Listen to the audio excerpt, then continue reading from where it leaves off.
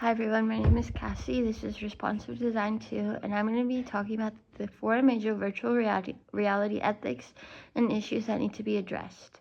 The first thing I'm going to be talking about is what does Charsample mean by the early statements in the article.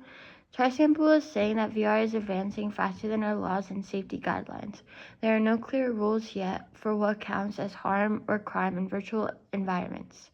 On top of that, there are privacy risks, data tracking, cognitive manipulation, because VR can influence how we think and react.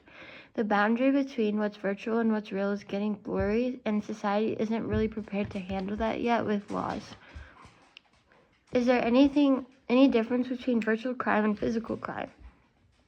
Yes, but the gap is starting to close. Virtual crime may not involve physical contact, but it can still include emotional harm, financial loss, harassment, data theft.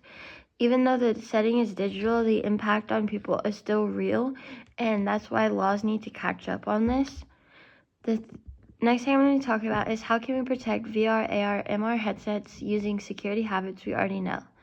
Many of the same protections we use for our phone and computer still apply here.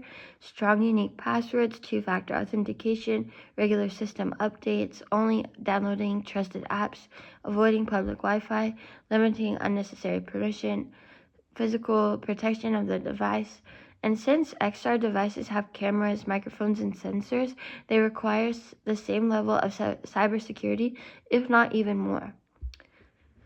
The last thing I'm going to talk about is the future of XR beyond gaming. XR hasn't had its breakthrough moment like the iPhone 3 did for mobile apps, but it's heading towards huge potential areas such as immersive education, healthcare and therapy, 3D collaboration for remote work, architecture and design previews, assistive and accessibility tools.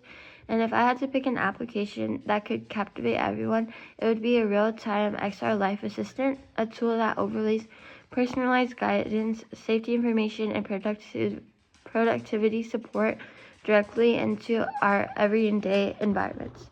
Thank you so much for listening.